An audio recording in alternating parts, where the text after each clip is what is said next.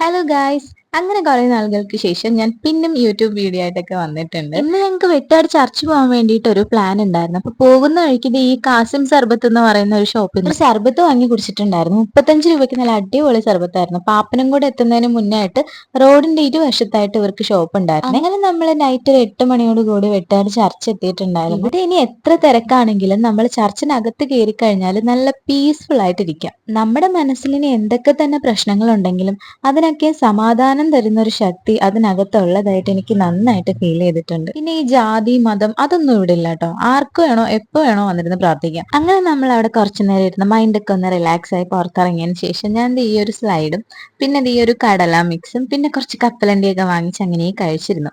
ഇവിടെ കുറച്ച് സ്റ്റോളൊക്കെ ഇട്ട് വരുന്നുണ്ട്. കാരണം ഈ വരുന്ന 14-ാം തീയതി ഇവിടുത്തെ പള്ളിപ്പെരുന്നാളിന് കൊടിയേറാണ്. പള്ളിപ്പെരുന്നാളിനൊക്കെ എന്തായാലും ഇവിടെ നല്ല തിരക്കായിരിക്കും. അങ്ങനെ ഒരു 10-10:30 ആയപ്പോൾ ഞങ്ങൾ നേരെ വീട്ടിലേക്ക് തിരിച്ചിട്ടുണ്ടായിരുന്നു. അപ്പോൾ വരുന്ന വഴിക്ക് കരമനയിലുള്ള ട്രാവൻകൂർ ടിഫിന് ഒരു ഷോപ്പ് ഉണ്ട്, ഒരു കുഞ്ഞു ഷോപ്പാണ്. അവിടുത്തെ സ്പെഷ്യൽ ബിരിയാണിയാണ് ആമ്പൂർ ബിരിയാണി. അങ്ങനെ അത് കഴിക്കാൻ കയറി.